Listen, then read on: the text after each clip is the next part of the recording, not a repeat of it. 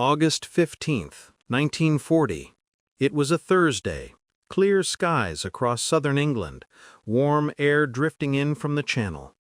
By mid-morning, RAF ground crews at bases from Kent to Yorkshire were already sweating under the glare of the sun.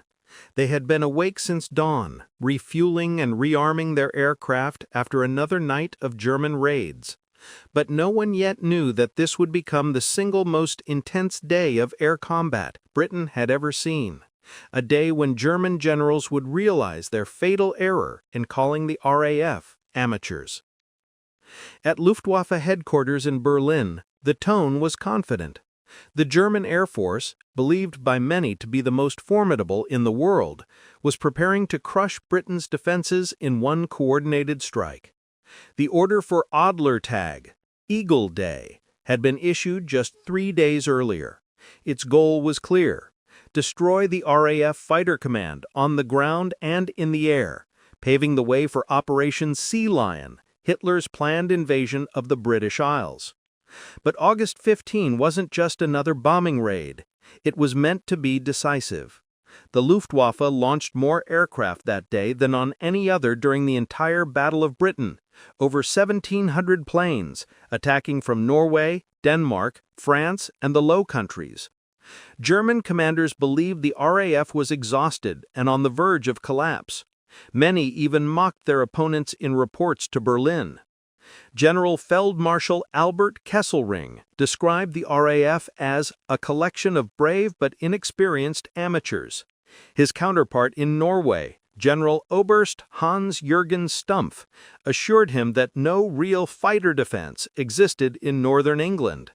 They were wrong on both counts. At 9:30 a.m., radar stations along Britain's eastern coast began detecting large formations heading toward Yorkshire and the northeast. More than 120 aircraft in the first wave, with others following close behind. The Germans had assumed the RAF concentrated all its defenses in the south. They believed northern bases were practically empty. In reality, No. 13 Group of Fighter Command under Air Vice Marshal Richard Saul had been quietly preparing for weeks.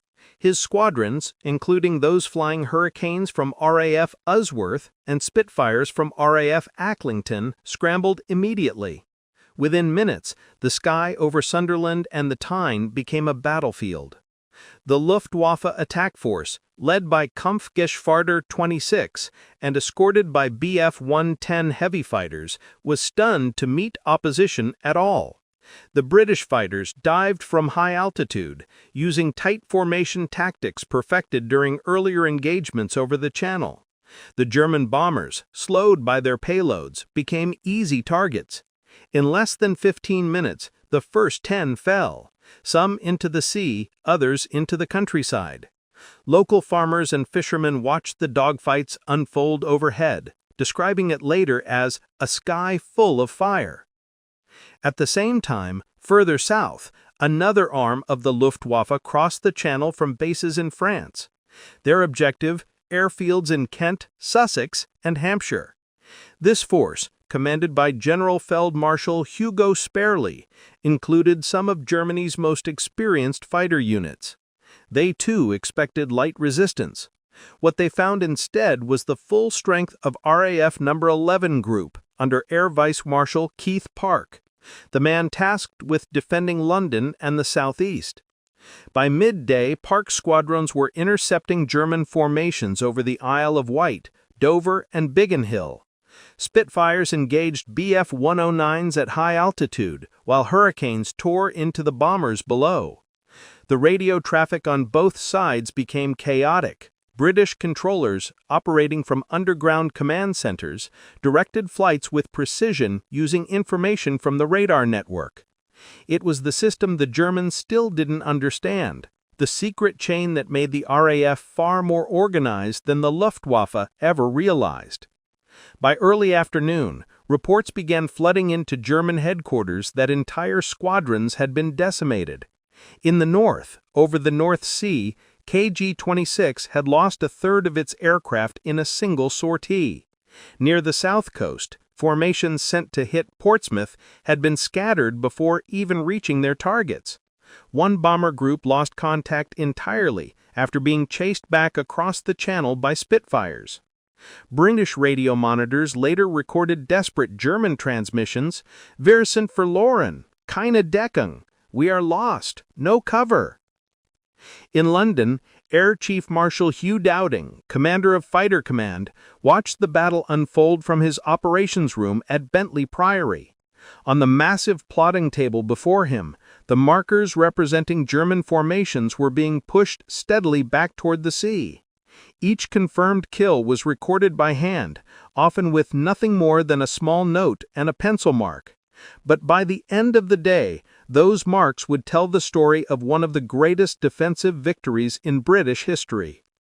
By 5 p.m., the last major raids had been repelled. Smoke from crashed aircraft drifted across the coastline. Dozens of German airmen were being pulled from wreckage or captured after parachuting into fields. British losses were heavy: 40 aircraft destroyed, with several pilots killed or missing. But the Luftwaffe losses were catastrophic. More than 60 planes shot down in a single day. It was the highest single-day loss for Germany since the start of the campaign. That evening, British newspapers reported only the basics: heavy fighting over England, enemy driven off, many enemy planes destroyed. The full scale of the victory would not be known publicly for days. But within the walls of the Air Ministry, the mood was electric. For the first time, it was clear that the Luftwaffe could be beaten, not by numbers or technology, but by skill, coordination, and sheer endurance. In Berlin, the reaction was very different. The generals who had called the RAF amateurs were forced to explain how a supposedly broken air force had inflicted their worst defeat yet. Kesselring blamed poor weather reports and navigation errors. Others blamed the extended flight paths from Norway. But none could deny the truth: the RAF had outfought them at every turn. August 15, 1940 became known inside Fighter Command as the greatest day. For the Germans, it was Black Thursday. It marked the moment when the myth of Luftwaffe invincibility began to crack. And for the men on the ground, the radar operators, the young pilots, the mechanics working in the heat and the noise, it was proof that Britain's survival did not rest on numbers or technology alone. It rested on discipline, organization, and a belief that the island would not fall. But for the Luftwaffe, the lesson was only beginning. Their losses that day forced them to change tactics entirely, and, in doing so, they would make an even greater strategic mistake, one that would shift the entire focus of the air war and decide the fate of the Battle of Britain. The aftermath of August 15th left both sides in shock, but for entirely different reasons. At Fighter Command headquarters in Bentley Priory, the operations rooms were silent except for the low hum of plotting tables and the occasional burst of static from the radio sets. Exhausted controllers stared at the final tallies. 60 German aircraft destroyed, dozens more damaged. The Luftwaffe's worst single-day defeat of the campaign. But in Berlin, disbelief turned into anger. The German generals who had mocked the RAF as amateurs were now facing the first undeniable evidence that their strategy was failing. They had underestimated not only British pilots, but the entire system supporting them, a system that no amount of numerical superiority could overcome. In the hours after the battle, reports began arriving at the Luftwaffe's high command. Many were fragmented, filled with contradictions. Some bomber groups had lost half their strength and were demanding replacements. Others never returned at all. One message from the North Sea units of Kampfgeschwader 26 described heavy and unexpected resistance over northern England, with multiple aircraft downed without visual warning. Another report from a Ju-88 crew mentioned the strange efficiency of British interception. Fighters appeared from cloud as if directed by invisible command. The German officers didn't yet understand it, but they were describing the result of Britain's radar network, the chain home system, and the operations rooms that coordinated every flight in the air. At the Air Ministry in London, Air Chief Marshal Hugh Dowding read the same signals intercepts that night, captured by Britain's Y service. They confirmed what he already suspected. The Germans were confused. Dowding, a man known for his calm precision, made only a brief note in his journal. They still do not comprehend our organization. For Fighter Command, the victory of August 15th had not come cheaply. Many pilots were dead or missing. Squadrons were stretched thin, aircraft damaged, fuel reserves dwindling. But morale soared. To the ground crews, many of whom had not slept in days, the sight of Luftwaffe prisoners being marched through southern airfields was the first tangible proof that the enemy could bleed. At RAF Hornchurch, one mechanic recalled, "We had been told the Germans were better trained, better equipped, but when we saw them, scared, exhausted, young, it felt like the tide had changed." The tide had changed, but not in any way anyone yet understood. In Berlin, Göring summoned his senior commanders to Karinhall, his lavish estate outside the capital. The meeting was tense. Kesselring blamed the losses on faulty intelligence.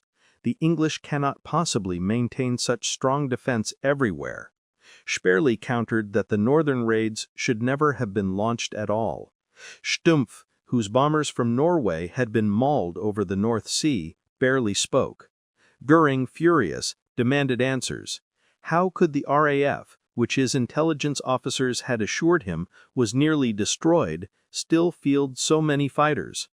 No one had an explanation that made sense. The German solution was to shift tactics. If the British system could respond so quickly, it had to be broken at its core. The new objective, Göring declared, would be to destroy the radar stations and the airfields controlling them. Beginning in late August, the Luftwaffe would redirect its main effort from northern England to the south, toward the narrow belt of land defended by No. 11 Group, the heart of Fighter Command. It was a decision made out of desperation, and it would prove to be the Luftwaffe's undoing. In Britain, Dowding and Park immediately recognized what was happening. Radar stations along the southern coast, Ventnor, Rye, Poling, Pevensey, came under sustained attack. Many were damaged, but none destroyed completely. The British had prepared redundancy systems, backup masts, and portable transmitters. Within hours of each raid, the stations were operational again. The Germans mistook temporary silence for destruction and moved on. Meanwhile, the RAF's control network continued to function flawlessly.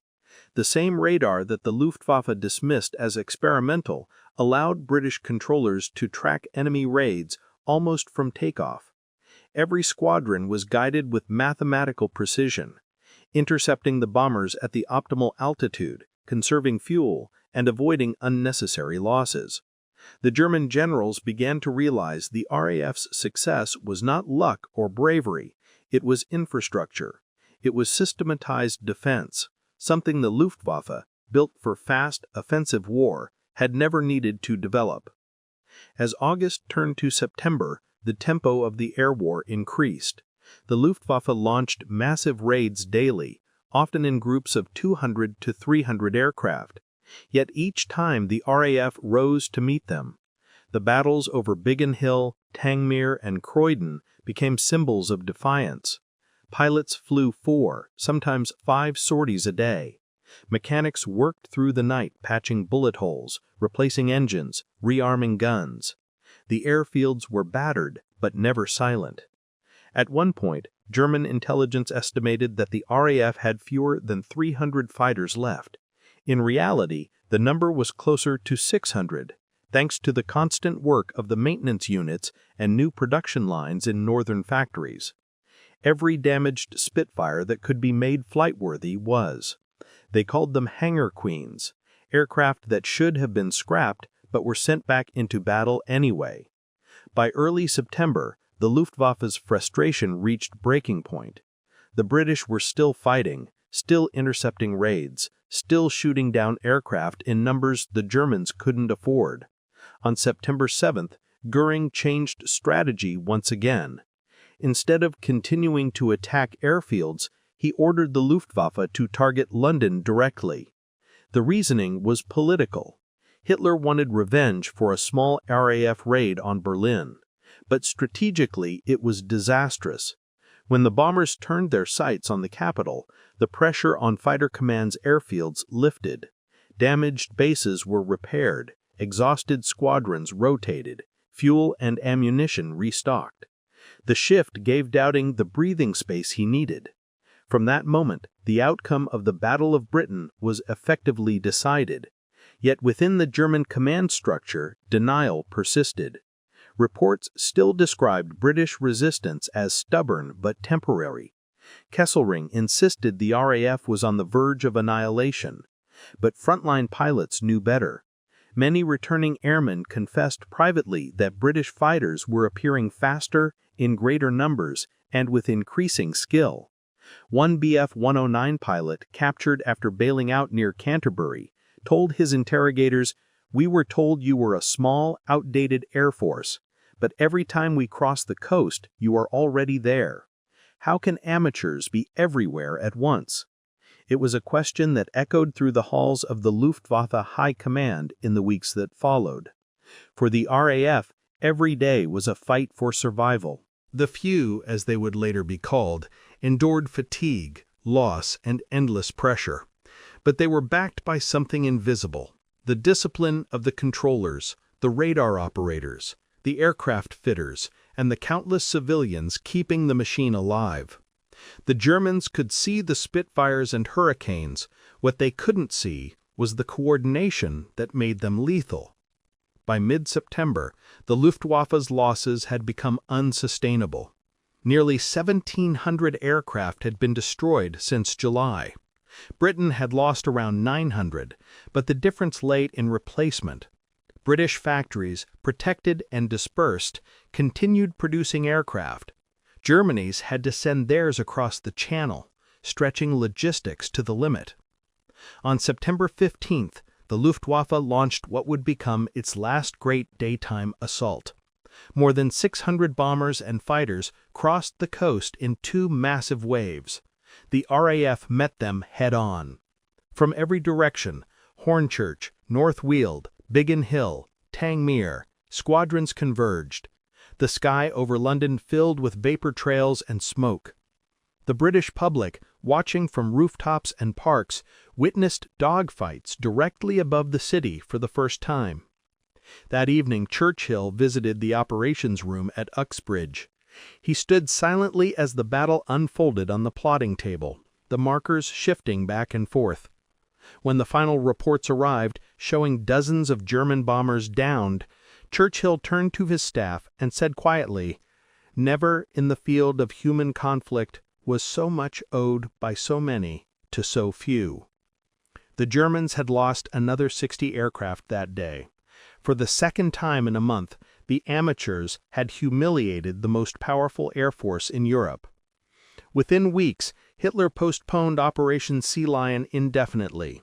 The invasion of Britain, once considered inevitable, was abandoned. The Luftwaffe turned east toward the Soviet Union, leaving the RAF standing alone, undefeated. The German generals, who had dismissed the British as untrained and inferior, never forgot August 15th. In later war diaries, some admitted that it was the day they realized the war in the West could not be won by air power alone. The RAF had not only survived, it had outthought, outfought, and outlasted its enemy. The Luftwaffe entered the Battle of Britain believing it would crush a disorganized air force of amateurs. It left humbled, having learned that discipline, system, and resolve could outmatch arrogance and numbers. The cost was high, but the result was clear. 60 German aircraft had fallen in a single day, and with them, the illusion of Luftwaffe supremacy. When the smoke cleared over southern England in late September 1940, the figures told a story that no amount of German propaganda could conceal. In the space of just a few weeks, the Luftwaffe had lost more than 1,700 aircraft, bombers, fighters, reconnaissance planes, along with thousands of trained aircrew. The RAF, though battered, still stood. Its operational strength was climbing again, thanks to relentless factory output and the recovery of damaged aircraft. And in the skies above Britain, the amateurs had proven themselves professionals of the highest order. Inside Fighter Command's headquarters at Bentley Priory, Air Chief Marshal Hugh Dowding reviewed the reports with quiet satisfaction.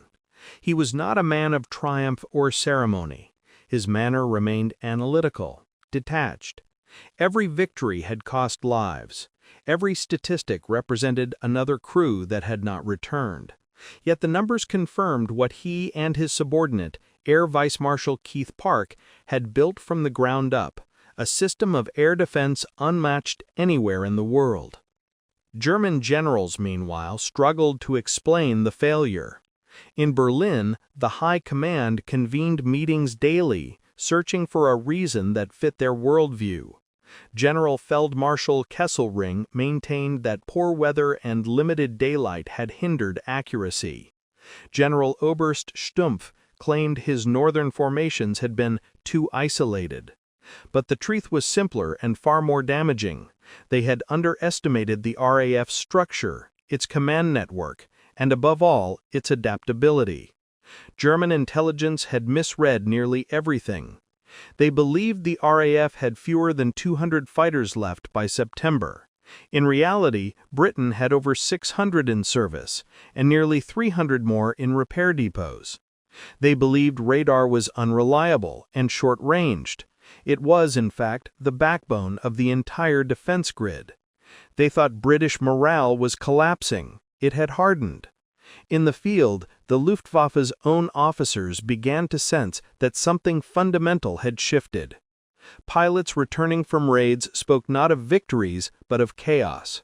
Fighter escorts complained they were outnumbered on every mission.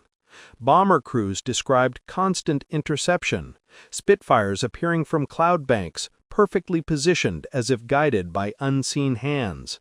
"They always know where we are," one Ju-88 gunner wrote to his family. "It is as if the English can see through the clouds." The RAF could not see through the clouds, but it could read them, through radar and discipline. Every raid was tracked from the moment it formed over France.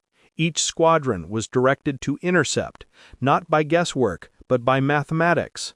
The German Air Force was designed for fast offensive warfare, built to crush armies, not defend against them. When confronted with a networked defense system, it found itself blind. At the height of the campaign, British controllers at Uxbridge and Bentley Priory were handling up to 1,000 reports an hour, aircraft positions, altitudes, bearings, and intercept vectors. The entire system operated on minutes. In one underground operations room, an RAF plotter could be seen updating markers on a massive table, each representing a formation in flight. Above her, officers tracked the patterns on large wall maps, issuing calm, precise instructions. Number 56 Squadron, Vector 180, Angels 15, intercept incoming raid 5 minutes east of Dover. That precision was what broke the RAF's advantage. While German commanders struggled to coordinate long-range operations from distant bases, Britain was directing fighters in real time with near-perfect accuracy. By early October, even Göring could no longer deny the truth. His air fleets were exhausted. The Bf-109s lacked range to escort bombers deep into Britain, and the two-engine Bf-110s had proven disastrously vulnerable.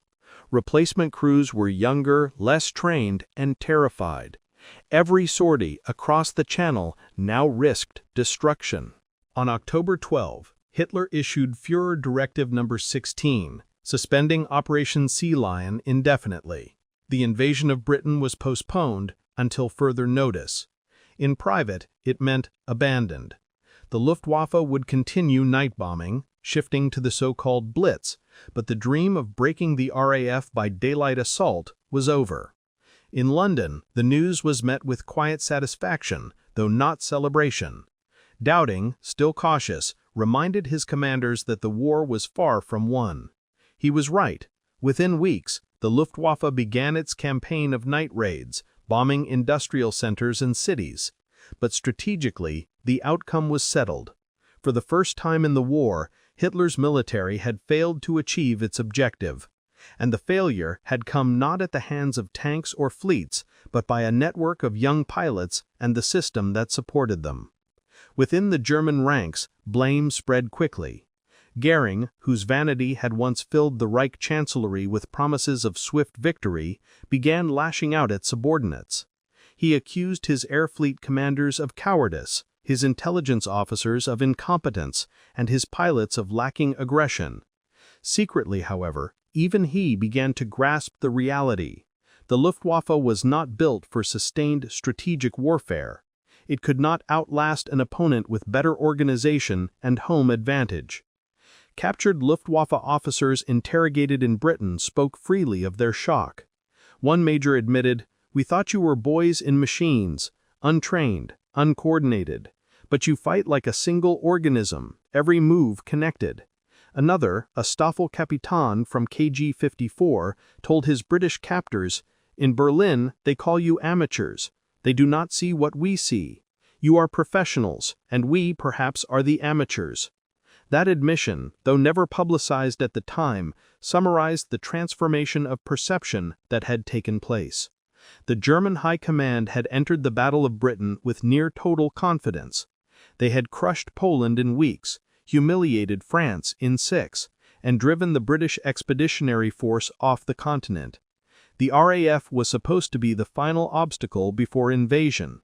Yet in the skies over Kent, Sussex, and the Channel, their momentum ended.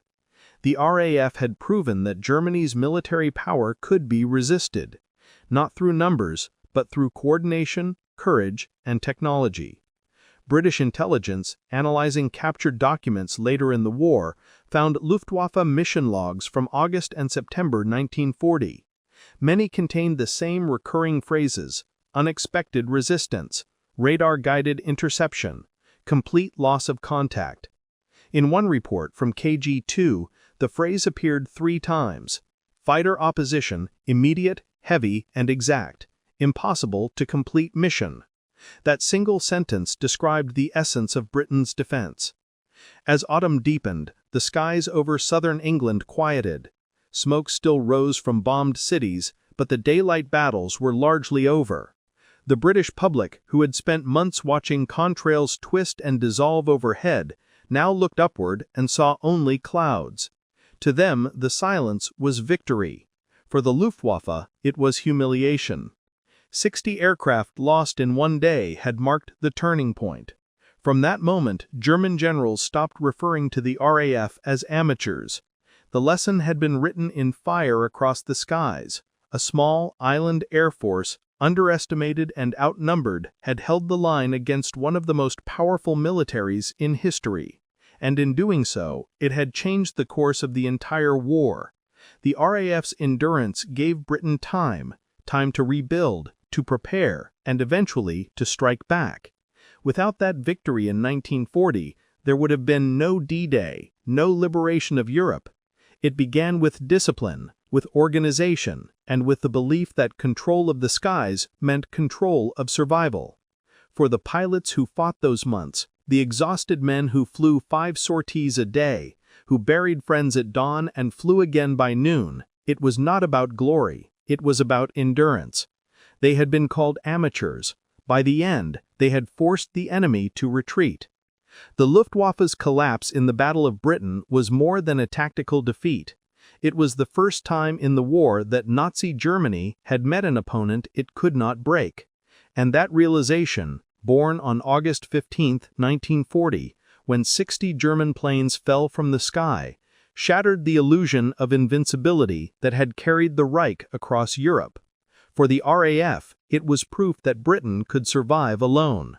For the Luftwaffe, it was the beginning of a long decline from which it would never recover. In the aftermath of the Luftwaffe's defeat in the skies over Britain, the sense of relief that spread across the RAF's command centers was matched only by a profound exhaustion. The airfields from Tangmere to Biggin Hill were littered with wrecks, both British and German, silent evidence of the struggle that had defined the summer of 1940. Mechanics worked through cold October nights under floodlights, replacing engines and patching bullet holes on planes that would fly again the next morning. For all the talk of victory, there was little celebration among those who had fought it. The young pilots who had faced wave after wave of German bombers were still being buried in small country churchyards across southern England. The turning point, the day when 60 Luftwaffe aircraft fell in a single series of engagements, had not been a fluke. It was the product of a structure that worked, a system built under Hugh Dowding and refined by Keith Park's precision. For months, German intelligence had described the RAF as an unorganized, inexperienced air arm, commanded by men clinging to outdated methods. Yet when the critical moment came, it was Germany's own air force that fractured. On the day of that great loss, 15 August 1940, the Luftwaffe launched a massive three-pronged assault from Norway, from northern France, and from the Low Countries. It was meant to overwhelm the entire southern defense grid at once. Instead, it exposed the very flaw at the heart of Göring's strategy: coordination. Each wave crossed the channel on different timetables, using radio frequencies that jammed one another. By the time the northern group reached its targets, the southern formations were already retreating under heavy losses. British radar detected every incoming group, plotting them one by one. Within minutes, the control rooms at Bentley Priory and Uxbridge were directing intercepts with mathematical precision. Fighter squadrons scrambled from scattered airfields, guided toward the exact height and bearing of their targets. When the first German bombers appeared over Yorkshire, they were met by Hurricanes already climbing to meet them. Over the south coast, Spitfires rose from dispersal fields in pairs, catching the raiders as they crossed the shoreline. What the German commanders called luck was, in fact, the first large-scale demonstration of a fully coordinated air defense system. Radar stations feeding real-time data to operations rooms, which in turn directed fighter wings with clockwork accuracy. The result was devastating. In the space of a single afternoon, Luftwaffe losses mounted beyond anything they had experienced before. By nightfall, nearly 60 aircraft, bombers and fighters alike, lay wrecked across British soil or sank beneath the channel. For the RAF, it was proof that their method worked. For the Luftwaffe, it was the moment the myth of superiority began to unravel. Inside German command posts in Calais and Cherbourg, reports flooded in faster than officers could read them. Pilots who had taken off in perfect formation simply did not return. Reconnaissance units sent to locate them found no trace beyond oil slicks and floating debris. Göring's staff blamed the weather, mechanical failures, or British anti-aircraft guns, anything but the possibility that the amateurs had outperformed them. Yet those in the field understood what had happened. The RAF's strength did not lie in numbers, but in organization. Their squadrons were smaller, but their coordination was flawless. By September, even the most loyal German officers had begun to lose faith in Göring's leadership. The promises of easy victory had turned into desperate explanations. Pilots complained that bomber crews were being sent into missions with poor intelligence, their routes predictable and unprotected. Bf 109 escorts, forced to turn back at the channel due to limited fuel, left the bombers exposed to interception. Meanwhile, RAF pilots operating over home territory could rearm and refuel within minutes. The result was a relentless cycle. British fighters reappearing again and again, seemingly without end. The German generals who had once mocked the RAF now faced a reality they could not ignore. Their air fleets were bleeding out faster than they could be replenished. Factories in occupied Europe struggled to replace the losses. The British, on the other hand, repaired aircraft at record speed, often recovering downed planes and returning them to service within days. A single British factory could turn out more fighters in a week than German industry could replace from its shattered formations. This disparity in production, combined with the RAF's defensive advantage, turned the air war into a contest Germany could no longer win. At fighter command, the atmosphere was grimly efficient. Dowding, reserved and unemotional, viewed each victory as data. Behind every success were losses he could not ignore. He refused to boast publicly or issue grand statements. When one officer congratulated him on saving Britain, Dowding simply replied, "We have delayed them, that is all." But in private, he understood the scale of what had been achieved. Britain's survival depended on the thin margin of control maintained by those young men in their Spitfires and Hurricanes. In Germany, the failure triggered a silent crisis. The Luftwaffe's doctrine had been built on speed and offense, overwhelming the enemy with precision strikes. It was never designed for a prolonged defensive campaign, nor for operating beyond its own logistical range. The air battles over England exposed those weaknesses brutally. Göring's insistence on rigid, centralized command left frontline units unable to adapt to changes in tactics. Pilots who suggested changes in tactics were ignored or punished. By the time orders reached them, the situation in the air had already changed. The aftermath of 15 August forced the German command to reassess the entire campaign. New tactics were proposed: concentrated raids on radar stations, night attacks on airfields, diversionary feints to confuse the plotting tables. Yet even these adjustments failed. The British radar network, though damaged repeatedly, never collapsed. Each time a station was hit, mobile units and auxiliary masts restored coverage within hours. The eyes of fighter command never closed. Meanwhile, British public morale, the one factor German strategists had expected to collapse, only grew stronger. Reports of downed enemy bombers, pilots captured alive, and airfields still operating after heavy raids filled newspapers across the country. 60 in one day, one headline read, and still they come. The people understood what that meant. The threat of invasion was slipping away. By late September, German losses had reached unsustainable levels. The Luftwaffe had entered the campaign with around 2,500 aircraft. In less than 3 months, over a third had been destroyed. Among them were many of Germany's most experienced crews, men who had fought since Poland and France.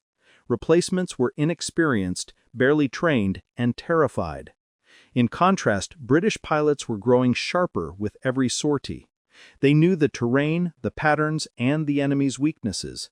As the scale of the defeat became undeniable, internal reports reached the German High Command warning that continued operations would lead to irrecoverable attrition.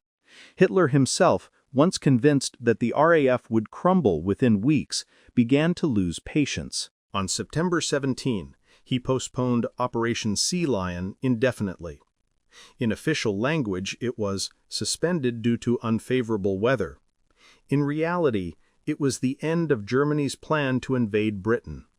Yet the British victory did not end the air war. It changed its nature.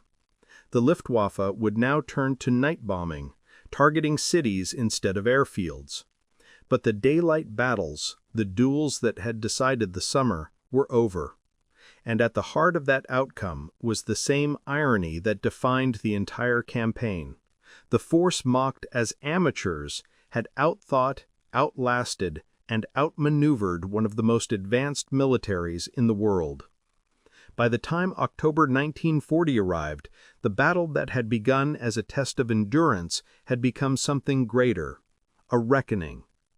The Luftwaffe, which only months earlier had seemed invincible, was now a force showing deep structural fractures. And at the center of that shift was a realization echoing through every level of the German command that the Royal Air Force, dismissed as amateurs, had not merely survived but triumphed through method, precision, and willpower. In Berlin, the mood inside the Air Ministry was grim. Reports arriving from Luftflotten 2, 3, and 5 painted a picture of exhaustion. Aircraft availability was collapsing. Squadrons that once launched with full strength were now fielding half their usual number. Ground crews, overworked and short on spare parts, cannibalized wrecked machines to keep others flying. Goering's staff attempted to hide the figures, but they could not be disguised indefinitely. Between July and October, the Luftwaffe had lost over 1,700 aircraft, a rate of attrition that could not be replaced even by Germany's industrial might.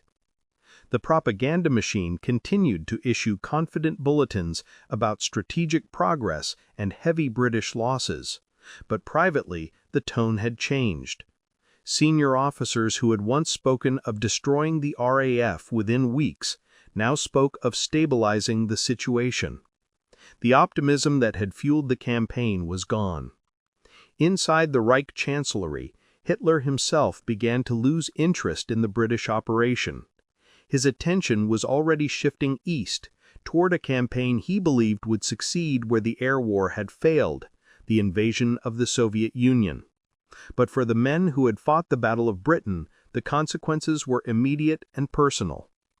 German fighter pilots, who once enjoyed total superiority in Europe, found themselves demoralized.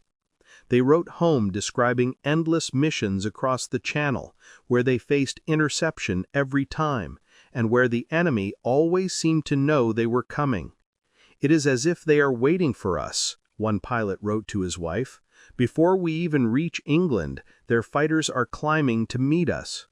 The amateurs had mastered the art of anticipation. In Britain, the situation was still far from comfortable. The Blitz, the night bombing campaign, had begun in earnest. London burned under nightly raids that turned the city into a battlefield of its own. Civilians slept in underground stations, factories operated under blackout, and yet the mood remained defiant. What mattered most was that the skies by day were safe. The German fighters no longer roamed freely, and the Channel, once thought to be the launching point of invasion, remained uncrossed. At Fighter Command, Dowding and Park continued their work quietly. The political leadership in London, eager to find heroes, praised the few, as Churchill famously called them. But within the RAF's command structure, the tone was sober. Every officer knew how close Britain had come to collapse. The reserve of trained pilots had nearly dry run by early September. Replacement aircraft had been delivered faster than replacement men. Squadrons had been kept flying by the barest margins. 20-year-olds with 40 hours of experience taking off to face seasoned German veterans. But those boys had prevailed through discipline. They had learned that victory was not about individual brilliance, but coordination, a concept the Luftwaffe never fully understood. German fighter groups operated in isolation, chasing kills and personal victories. The RAF operated as a machine. Each squadron, each controller, and each radar station was part of a single organism, moving in calculated rhythm. It was that structure, not merely courage, that brought down 60 German planes in one day. After the battle, British intelligence began analyzing captured Luftwaffe documents. Among them were mission reports, intercepted communications, and pilot diaries. What emerged from those records was striking. Again and again, German crews described unexpected interception, immediate resistance, and impossible navigation. The RAF's radar-guided control system had become an invisible weapon, one the Germans neither understood nor could counter. A post-war analysis by the Luftwaffe's own surviving officers would later admit that the British system of defense coordination represented an entirely new form of warfare. The day the Luftwaffe lost 60 planes became a case study, not merely for what happened, but for what it revealed. It was the moment that the strategic balance shifted. The Germans who believed in overwhelming offense met an enemy who fought with precision defense. It was the day that convinced Hitler to postpone invasion indefinitely, and it was the day that proved Britain could stand alone. The consequences extended far beyond the Channel. In Washington and Ottawa, the battle was watched with intense interest. American observers stationed in Britain sent reports home describing the RAF's resilience and the effect it had on morale. President Roosevelt, who had been under pressure from isolationists to avoid deeper involvement, now had evidence that Britain was not a lost cause. Lend-Lease, the vast American program of aid, would follow months later, built on the foundation that Britain had held. Without the RAF's survival, those supplies would never have crossed the Atlantic. In Moscow, too, the outcome of the Battle of Britain sent shock waves. Stalin, who had signed the Molotov-Ribbentrop Pact with Hitler, had assumed that Germany would crush Britain and then turn east with full strength. The delay caused by the failure over Britain forced Hitler to launch Operation Barbarossa a year later, pushing the invasion into the brutal Russian winter. That single shift in timeline, many historians later argued, altered the course of the entire war. For the British people, however, victory was measured not in global strategy, but in daily endurance. The airfields that had once been on the brink of destruction were now symbols of survival. Pilots who had fought through the summer were given brief respite, replaced by fresh squadrons. Engineers continued repairing the machines that had carried the nation through its darkest months. Across Britain, small memorials began to appear near crash sites, markers of the invisible war that had been fought in the sky above. In Germany, too, the myth of the Luftwaffe's invincibility began to crumble from within. Göring, desperate to preserve his reputation, blamed his subordinates. He accused bomber commanders of cowardice, fighter units of insubordination, and intelligence officers of sabotage. But his outbursts only deepened the disillusionment. Captured German pilots interrogated in Britain were more candid. One officer from JG-26 admitted, "We thought the English were boys with toys, but they fight as one mind. We cannot understand how they know where we will be." Another, from KG-55, summarized the shock more simply. It was supposed to be easy. It was not. The RAF's victory carried more than military significance. It reshaped identity. Britain, isolated and outnumbered, had faced the full weight of Nazi power and endured. The world had witnessed a nation fighting not with vast armies, but with organization, technology, and courage. The amateurs had proven themselves professionals in the most unforgiving classroom imaginable. As winter set in, the skies over England grew quieter. The great aerial duels of the summer were over, replaced by the low hum of bombers at night. Yet for all the destruction that continued, the outcome of the battle had already been decided. The Luftwaffe would never again hold the initiative over Western Europe. Years later, when the war had ended and the scale of its devastation was known, historians traced one of its great turning points back to that summer, to the day when 60 German aircraft fell and the illusion of German air supremacy fell with them. It was the day when generals who had once mocked the RAF as amateurs were forced to confront the truth written in smoke and wreckage. The Battle of Britain was not just a defensive victory. It was the first strategic defeat of Nazi Germany. It denied Hitler the invasion he believed inevitable. It preserved Britain as a base from which the liberation of Europe would one day be launched. And it showed the world that even when surrounded, even when outnumbered, disciplined defiance could stand against seemingly unstoppable power. When the final records were compiled, the numbers told the story plainly. Between July and October 1940, the Luftwaffe lost more than 1,700 aircraft and nearly 3,000 airmen. The RAF lost fewer than half that number and, crucially, never broke. Behind every statistic were men who had fought until exhaustion, who had climbed into cockpits knowing the odds. They had been called amateurs, but in the summer of 1940, over the skies of Britain, they had rewritten the meaning of professionalism in war. The Luftwaffe never recovered its dominance, and the British, through courage, precision, and resolve, had turned survival into victory, one that changed the trajectory of the Second World War itself.